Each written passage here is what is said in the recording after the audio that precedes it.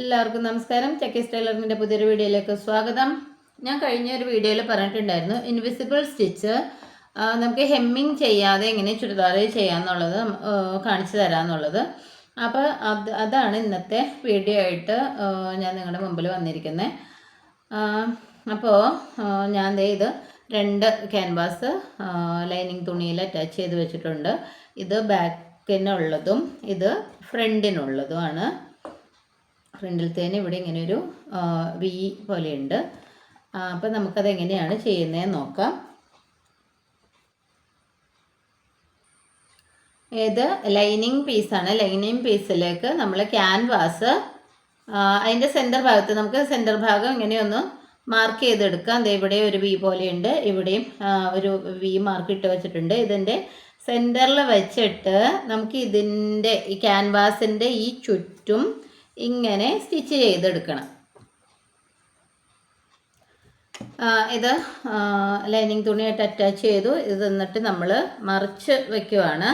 മറിച്ച് വയ്ക്കുമ്പോൾ ഇവിടെ ഇത് ഞാൻ 2 സൈഡ് ഇത് ഇങ്ങനെ മാർക്ക് ചെയ്തിട്ടൊക്കെ വെച്ചിട്ടുണ്ട് കേട്ടോ, ടക്കിടാനുള്ളത്. മറിച്ച് വെച്ചതിന് ശേഷം നമ്മളുടെ ചുരിദാർ മെറ്റീരിയൽ ഇതിൻ്റെ മീതേക്ക് വിടർത്തിയിട്ട് കൊടുക്കുക.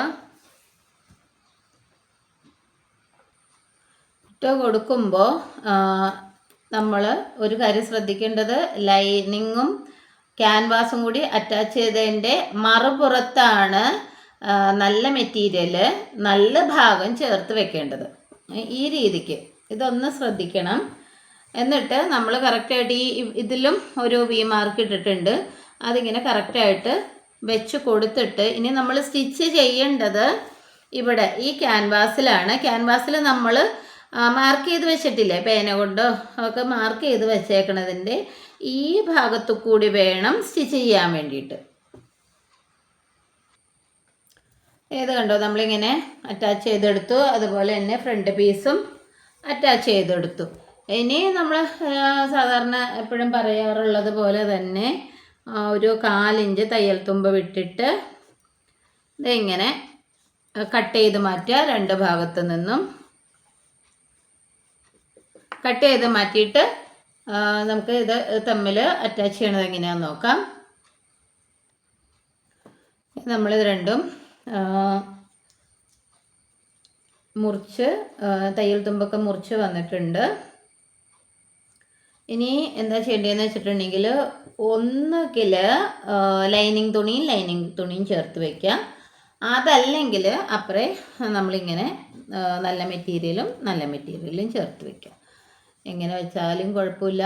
അപ്പോൾ ശ്രദ്ധിക്കേണ്ട ഒരു കാര്യം, നല്ല മെറ്റീരിയലുകൾ ഏത് തുണിയാണ് ചേർത്ത് വെക്കണേന്ന് വെച്ച് കഴിഞ്ഞാൽ അതിങ്ങനെ വിടർത്തുമ്പോൾ അതിനോട് ചേർന്ന് തന്നെ നമ്മൾ മീതെ വെക്കുന്ന മെറ്റീരിയലുകളും ചേർന്നിരിക്കാൻ ശ്രദ്ധിക്കുക. ഇത്രയേ ഉള്ളൂ ശ്രദ്ധിക്കേണ്ടത്. ഇനിയിപ്പോൾ ഇങ്ങനെയല്ല, നമ്മൾ നേരെ തിരിച്ചാണ് വെക്കുന്നതെങ്കിൽ കാണിച്ചു തരാം. ഇങ്ങനെയാണ് വയ്ക്കുന്നതെങ്കിൽ ലൈനിങ്ങും ചേർത്താണ് വയ്ക്കുന്നതെങ്കിൽ ഉള്ളിലേക്ക് പോകേണ്ടത് ലൈനിങ് തുണിയും പുറത്തേക്ക് പോകേണ്ടത് നല്ല മെറ്റീരിയലും. ഇങ്ങനെ വേണം ഷോൾഡർ ടു ഷോൾഡർ നമ്മൾ അറ്റാച്ച് ചെയ്യാനായിട്ട്. പിന്നെ ഒരു കാര്യം ശ്രദ്ധിക്കേണ്ടത്, ഇതിൻ്റെ തയ്യൽ തുമ്പ്, നമ്മൾ ഈ കട്ട് ചെയ്ത് വെച്ചേക്കുന്ന തയ്യൽ തുമ്പ് എപ്പോഴും ലൈനിങ് പീസിലേക്ക്, അതായത് ക്യാൻവാസിൻ്റെ മീതേക്ക് ഇങ്ങനെ മറിഞ്ഞിരിക്കാനായിട്ടും ശ്രദ്ധിക്കുക 2 ഭാഗത്ത്. എന്നിട്ട് ഈ സെൻറ്റർ ഭാഗം ഒപ്പം വരത്തക്ക രീതിയിൽ ഇങ്ങനെയൊന്ന് ചേർത്ത് വയ്ക്കുക. ഇതിപ്പോൾ നോക്കിയേ, നമ്മളിങ്ങനെ വെറുതെ പിടിച്ചുള്ളൂ, ഇത് ചേർന്നല്ല വന്നേക്കണേ. ഈ പീസിൽ ലൈനിങ് പീസും ഇതും തമ്മിലുള്ള വ്യത്യാസം ഇത്രയും വ്യത്യാസമുണ്ട്. അത് നമ്മൾ കറക്റ്റാക്കി ഇങ്ങനെ ചേർത്ത് നീക്കി വയ്ക്കുക. ഇതിൻ്റെ സെൻറ്റർ ഭാഗങ്ങൾ എപ്പോഴും നല്ല ഫിനിഷിംഗ് ആയിട്ട് നല്ല വൃത്തിക്ക് ചേർന്നിരിക്കാനായിട്ട് ശ്രദ്ധിക്കണം. എന്നിട്ട് നമുക്ക് ഇത് നേരെ നിവർത്തി ഇങ്ങനെ സ്റ്റിച്ച് ചെയ്യാം. ഇത് കണ്ടോ, ഈ രീതിക്കാണ് നമുക്ക് കിട്ടിയിരിക്കുന്നത്. ലൈനിങ് തുണിയാണ് നമ്മൾ ഉള്ളിൽ നേരെ വെച്ചത്. അപ്പോൾ ഇതിങ്ങനെ കിട്ടി.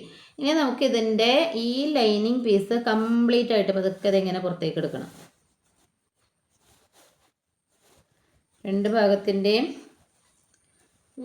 നോക്കി വലിച്ചു വന്നപ്പോൾ നല്ല പീസും കൂടി വന്നു കണ്ടോ. ഒരു ഭാഗം വന്നു, അടുത്ത ഭാഗവും നമുക്കിതുപോലെ തന്നെ വലിച്ച് പുറത്തേക്കിടാം.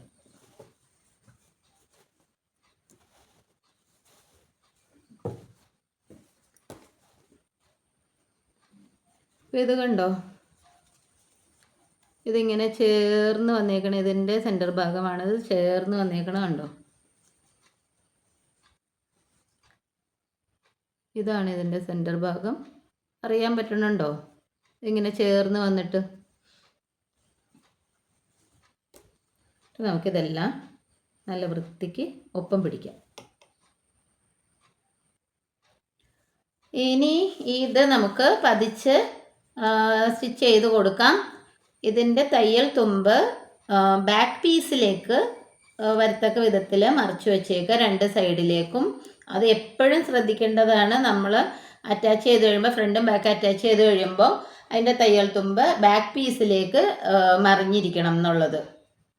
പിന്നെ നമുക്ക് പതിച്ചടിച്ചിട്ട് നോക്കാം. കണ്ടോ, നമ്മൾ ചെയ്ത് കഴിഞ്ഞപ്പോൾ ഉള്ളൊരു ഫിനിഷിങ് കണ്ടോ. നമുക്ക് ഹെമ്മിങ്ങും ചെയ്യണ്ട, ഈ സ്റ്റിച്ചൊന്നും പുറത്ത് കാണൂല. അപ്പോൾ അങ്ങനെ നല്ല ഭംഗിയായിട്ട് നമുക്കിത് വെയർ ചെയ്യാൻ പറ്റും.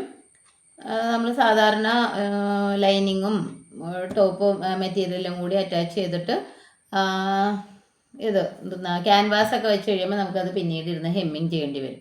അപ്പോൾ കഴിഞ്ഞ ദിവസം ബ്ലൗസിൽ വെക്കുന്നതും കണ്ടു, ഇപ്പോൾ ചുരിദാറിൽ വെക്കുന്നതും കണ്ടു. അപ്പോൾ ഇന്നത്തെ വീഡിയോ ഇത്രയേ ഉള്ളൂ. ഇത് എല്ലാവർക്കും ഇഷ്ടപ്പെട്ടെങ്കിൽ ഒന്ന് ട്രൈ ചെയ്ത് നോക്കിയിട്ട് ഒരു ഫീഡ്ബാക്കൊക്കെ അറിയിക്കുക. പിന്നെ ഇതിങ്ങനെ ഇത്രയും വിശദമായിട്ടൊക്കെ ഞാൻ പറയണത് ബിഗിനേഴ്സിന് വേണ്ടിയിട്ടാണ്. കുറേ പേരൊക്കെ ഇപ്പോഴും ഒരു ചെറിയ മെഷീൻ എന്തെങ്കിലുമൊക്കെ വാങ്ങി വെച്ചിട്ട് നമുക്ക് യൂട്യൂബൊക്കെ നോക്കിയിട്ട് തയ്ക്കുന്ന ആൾക്കാരെയൊക്കെ എനിക്കറിയാം. ഞാൻ അവിടെ നോക്കി ചെയ്തു, യൂട്യൂബിൽ നോക്കിയപ്പോൾ എനിക്ക് കുറച്ച് ഐഡിയ കിട്ടി എന്നൊക്കെ പറയണവരെ നമുക്ക് നമ്മുടെ ചുറ്റുപാടുമൊക്കെ കാണാം. അപ്പോൾ അതുമാതിരി ഒത്തിരി ആൾക്കാരുണ്ട്, ഒത്തിരി വീട്ടമ്മമാരുണ്ട്. അപ്പോൾ അവർക്കൊക്കെ വേണ്ടിയിട്ടാണ് ഞാൻ ഓരോന്ന് പറയുമ്പോഴും വിശദമായിട്ട് പറയുന്നത്. അപ്പോൾ അവർക്ക് കുറേയും കൂടി മനസ്സിലാകാൻ വേണ്ടിയിട്ട്. അപ്പോൾ ഞാൻ ഇന്നത്തെ വീഡിയോ ഇന്ന് നിർത്തുകയാണ്. അപ്പോൾ എല്ലാവരും എന്നെ ഒരു ഫീഡ്ബാക്കൊക്കെ അറിയിക്കുക, ലൈക്ക് ചെയ്യുക, സബ്സ്ക്രൈബ് ചെയ്യുക. Thank you.